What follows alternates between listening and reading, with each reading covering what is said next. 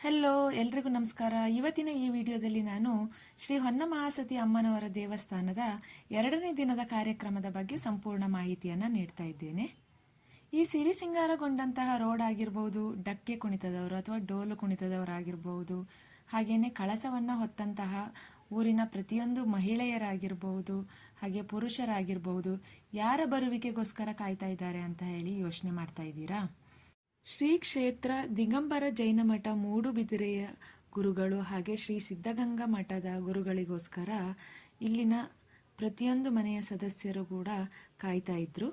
ಸರಿಸುಮಾರು 12:30ಯಿಂದ 1 ಗಂಟೆಯ ವೇಳೆಗೆ ಈ ಎರಡೂ ಗುರುಗಳ ದರ್ಶನ ಭಾಗ್ಯ ನಮಗೆ ಲಭಿಸಿತು ಅಂತಾನೆ ಹೇಳಬಹುದು. ಇಬ್ಬರು ಗುರುಗಳ ದರ್ಶನಕ್ಕೋಸ್ಕರ ಹಾಗೆಯೇ ದೇವಸ್ಥಾನದ ಪುನರ್ ಪ್ರತಿಷ್ಠಾಪನೆಗೋಸ್ಕರ ಸಕಲ ಭಕ್ತ ಸಮುದಾಯನೇ ಕಾಯ್ತಾ ಇತ್ತು ಅಂತ ಹೇಳಲಿಕ್ಕೆ ನಾನು ಇಷ್ಟಪಡ್ತೇನೆ.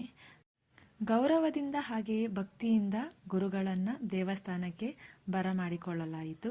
ಹಿಂದಿನ ದಿನವೇ ದೇವಸ್ಥಾನದ ಕಳಶವನ್ನು ಹಾಗೆಯೇ ದೇವರ ವಿಗ್ರಹಗಳನ್ನು ರೆಡಿ ಮಾಡಿಟ್ಕೊಂಡಿದ್ರು. ಎರಡೂ ಗುರುಗಳ ಸಮ್ಮುಖದಲ್ಲಿ ನಿರ್ವಿಘ್ನವಾಗಿ ಶ್ರೀ ಮಹಾಸತಿ ಅಮ್ಮನವರ ದೇವಸ್ಥಾನದ ಪುನರ್ ಪ್ರತಿಷ್ಠಾಪನಾ ಕಾರ್ಯಕ್ರಮ ನೆರವೇರಿತು ಅಂತಲೇ ಹೇಳಬಹುದು.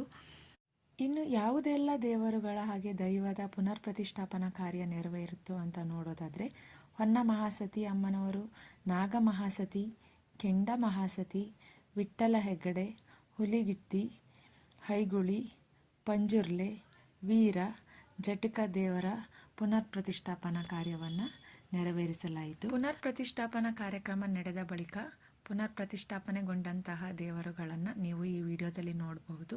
ಹಾಗೆಯೇ ಆಶೀರ್ವಾದವನ್ನು ಕೂಡ ಪಡಿಬಹುದು. ದೇವಸ್ಥಾನದ ಒಳಗಡೆ ನಿರ್ವಿಘ್ನವಾಗಿ ಪುನರ್ ಪ್ರತಿಷ್ಠಾಪನಾ ಕಾರ್ಯಕ್ರಮ ನೆರವೇರಿತು.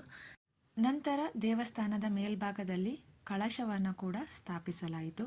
ಹಾಗೆ ದೇವಸ್ಥಾನದ ಪಕ್ಕದಲ್ಲಿ ನಾಗದೇವರನ್ನು ಕೂಡ ಪ್ರತಿಷ್ಠಾಪನೆ ಮಾಡಲಾಯಿತು. ನಂತರ ಇಬ್ಬರ ಗುರುಗಳ ಸಮ್ಮುಖದಲ್ಲಿ ಕಲ್ಯಾಣಿಗೂ ಕೂಡ ಪೂಜೆಯನ್ನು ಸಲ್ಲಿಸಲಾಯಿತು.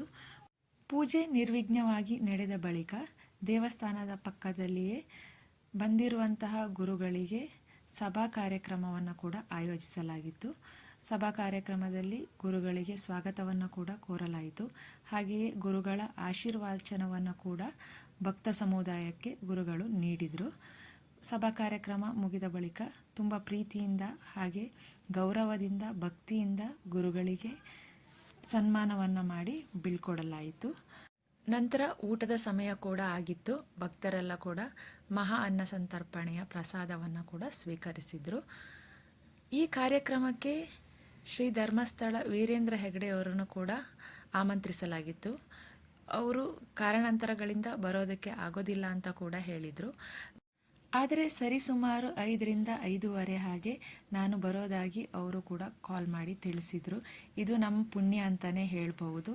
ಸಂಜೆ 6-6:30 ಹಾಗೆ ಕಳಶವನ್ನು ಹಿಡಿದಂತಹ ಮಹಿಳೆಯರು ಪೂಜ್ಯ ಶ್ರೀ ಧರ್ಮಸ್ಥಳ ಧರ್ಮಾಧಿಕಾರಿಯಾಗಿರುವಂತಹ ವೀರೇಂದ್ರ ಹೆಗ್ಗಡೆಯವರನ್ನು ಭಕ್ತಿಯಿಂದ ಹಾಗೆ ಗೌರವದಿಂದ ಬರಮಾಡಿಕೊಂಡ್ರು.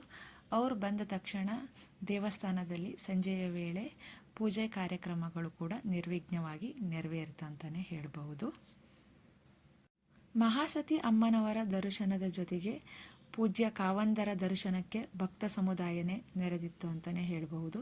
ಭಕ್ತರ ಅಪೇಕ್ಷೆಯ ಮೇರೆಗೆ ವೀರೇಂದ್ರ ಹೆಗ್ಗಡೆಯವರು ಕೂಡ ಭಕ್ತರನ್ನು ಉದ್ದೇಶಿಸಿ ಹಾಗೆ ದೇವಸ್ಥಾನವನ್ನು ಉದ್ದೇಶಿಸಿ ಹಿತವಚನಗಳನ್ನು ಆಡಿದರು.